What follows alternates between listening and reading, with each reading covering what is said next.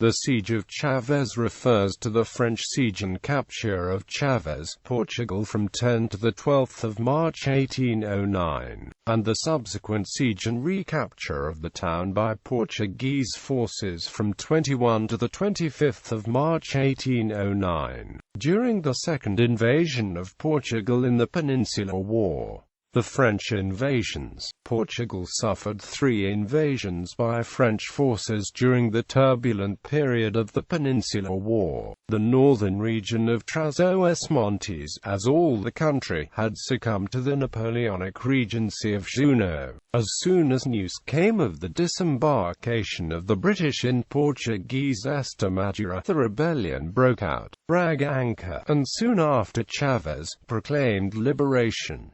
The militias were formed to fight the invader. Napoleon, worried about what was happening in Spain and upset with the failure of the expedition of his forces, decided to come personally to the peninsula, in whose submission he had invested 300,000 men. The British, who had disembarked in 1807 in Galicia under the command of General John Moore, did not surpass 30,000 in number. With his customary mobility, Napoleon multiplied himself, divided and destroyed the British and the Spanish in quick and precise blows. He ordered Soult to pursue the British in Galicia. Moore's army was defeated and handed across the mountains of Lugard. The British general himself was killed during the final combats carried out around the Bay of Corunna, where the remnants of his forces re-embarked. Some months later, the same Soult received orders to invade Portugal from the north and expel the British from Portuguese soil. The carrying out of the order was, however, strongly impeded by the winter, which had made the Minho River almost impassable, and by the resistance of Portuguese forces located between Cervera and Valença. Then General Soult decided to go around the mountainous border of the upper Minho and make his penetration across the dry border of Trás-os-Montes.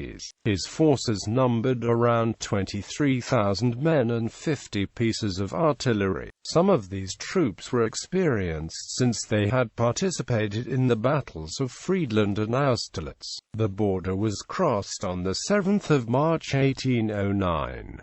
The attack on Chaves. The defense of the border of Trás-os-Montes was in the hands of Brigadier Francisco Silveira, whose forces, numbering 2,800 regular troops, 2,500 militia and only 50 cavalry, were concentrated around the stronghold of Chaves. The fortifications, who were in bad conditions, were protected by 50 pieces of artillery, but with only a few of them fit for service, were commanded by Lieutenant Colonel Francisco Pizarro. After initial skirmishes near the border, the Portuguese forces retreated to Chaves, and then Silveira ordered the abandonment of the stronghold. This decision caused great unrest among the militias and the population. Prudently, the brigadier led his forces south, avoiding any risk against the superior forces. But pressured by the people and the militias, Lieutenant Colonel Francisco Pizarro disobeyed orders and accepted the command of the popular forces, preparing to resist the invading forces with 500 troops, 2,000 militias and 1,200 ordinancas.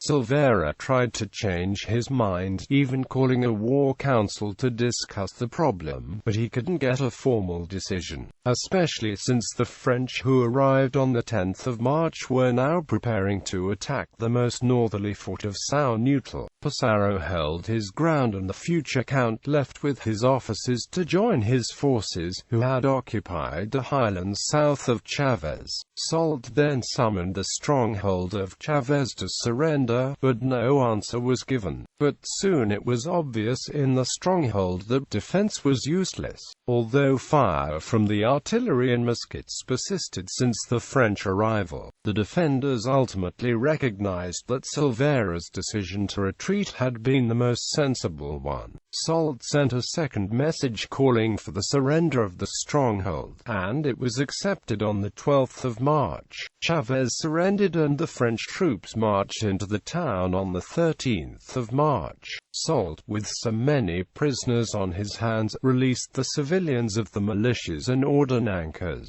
under oath of not taking up arms against the French, and tried to recruit 500 of the line troops, who soon deserted. These actions by Marshal Soult were strongly criticized by several of his officers, especially those who had participated in the first French invasion of Portugal of the previous year under Zuno, as they preferred that the stronghold had been taken by assault and the garrison put to the sword.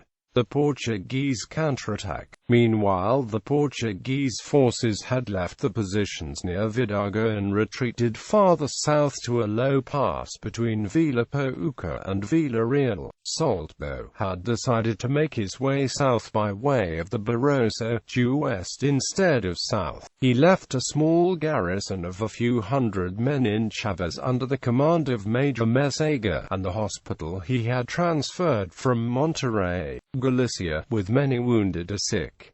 As soon as Silveira knew that the main French army has gone away, he decided to attack Chaves. For some days a French detachment had approached Vila Pouca in an attempt to force the entrenched Portuguese forces to retreat, but soon it was discovered that these forces had gone to Boticas to join up with the main French army, which was already on its way west. Soult's army went on to win the First Battle of Porto. Once again Silveira went down into the Tamega River valley and attacked the Chaves stronghold on the 21st of March. The small French garrison tried to resist, but the Portuguese knew the town well and were able to penetrate the walls through an opening called the Opening of the Butcher Shops. Quote, in the streets there was hand-to-hand combat, and the French, leaving almost 300 dead, retreated into the São Francisco fort. 200 French fell prisoners into the hands of the Portuguese.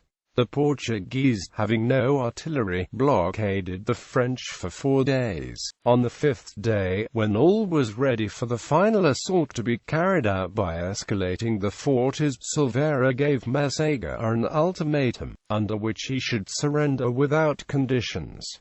Mesaga then requested an hour of truce in order to take a decision. After the time given had ended, and still without a response, Silveira issued a final ultimatum, warning Messenger that if he did not surrender in 5 minutes he would give orders for the storming of the fort. The French commander immediately surrendered without conditions. 25 officers, 23 civilians and surgeons, and about 1,300 soldiers were captured and taken under escort to Vila Real. 114 Spanish who were left in Chaves as prisoners by Soult were restored to liberty. This skillful and valiant maneuver by Silveira seriously upset Soult's plans, obliging him to wait, for lack of supply lines, between the Douro and the Vuga. After the Second Battle of Porto, the French army was obliged by Wellesley to retreat quickly to its starting point, the city of Orense in Galicia, Spain. In the final phase of this retreat, Silveira was almost able to intercept the French troops near Montealegre. Some of his detachments were even able to see the rearguard crossing the border near the rugged mountains of Laruco. Beresford had come up to Chaves and let the opportunity to destroy the French slip away. Once the danger had passed, Beresford, under the insistence of Silveira, called a court-martial for Francisco Pizarro. This war council took place in Lisbon in 1809 and found the reckless lieutenant colonel innocent of the charges. This successful defeat of the French by the badly equipped Portuguese army gave the town of Chaves an important place in Portuguese history. It, together with the defeat of pro-royalist forces in 1912, gave Chaves the deserved title of the heroic city of Chaves, the name of many streets and avenues in Portugal.